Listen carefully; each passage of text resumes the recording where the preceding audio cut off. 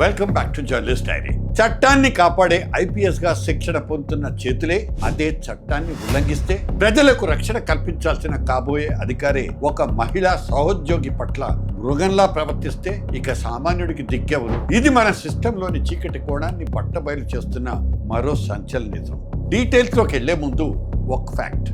మళ్ళీ అదే ఐపీఎస్ ఆత్మహత్యా ప్రయత్నం చేస్తే let us go into the details of the story. Hyderabad national police అకాడమీలో ట్రైనీ ఐపీఎస్ ఎం ఉదయ్ కృష్ణారెడ్డి మీద క్రిమినల్ కేసు నమోదైంది. జూన్ 23 నుంచి జూలై 10 మధ్య తనను వేధించాడంటూ అక్కడే శిక్షణ పొందుతున్న మరో మహిళా ఆఫీసర్ ఫిర్యాదు చేశారు. కాకీల గ్రౌండ్ రియాలిటీ ఎంత దారుణంగా ఉందో దీన్ని బట్టి అర్థమవుతుంది.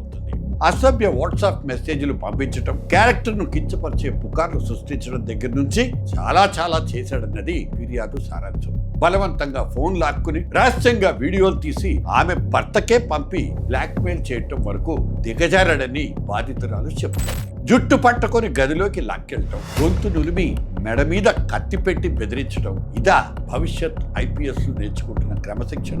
సామాన్యులకు భరోసా ఇవ్వాల్సిన అకాడమీలోనే ఇటువంటి సంఘటనలు జరిగితే సామాన్య ప్రజలకి ఎవరిని నమ్మాలి? నిమిషానికి 6 లైంగిక వేధింపుల కేసులు నమోదవుతున్న మన సమాజంలో హత్యలు, ఆత్మహత్యలు, హింస, వేధింపులు ఇటువంటి నేరాలేవి కొత్త కాదు. కానీ ఒక ట్రైనీ ఐపీఎస్ కూడా ఇలా విచ్చలవిడిగా ప్రవర్తించడమే సిగ్గుతో తలదించుకోవాల్సిన అంశం.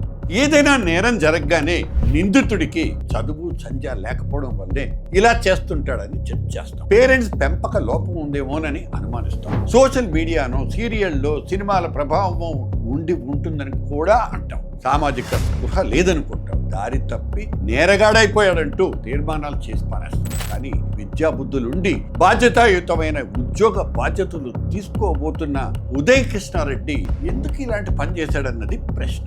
ఇక్కడే సదరు ఉదయ్ కృష్ణారెడ్డి నిజ జీవితంలో ఎన్ని కష్టాలు ఎదుర్కొన్నాడో, ఎన్ని అవమానాల మధ్య విజయ తీరాల వైపు అడుగులు వేస్తున్నాడో కూడా ఒకసారి చూద్దాం. కానిస్టేబుల్ ఉద్యోగం వదిలేసి ఐపీఎస్ గా సెలెక్ట్ అయిన ఒక మేధావి అంటూ జస్ట్ కొన్నాళ్ల క్రితమే మన పత్రికలు అతన్ని కీర్తించాయి. ఏ డిపార్ట్మెంట్ లోనైతే పై అధికారి నుంచి అవమానాలను ఎదుర్కొన్నాడో అక్కడే అత్యున్నత ఉద్యోగం పొందిన ఒక యువ పోలీస్ అధికారిగా ప్రశంసలు కూడా అందుకున్నాడు ఉదయ్ కృష్ణ.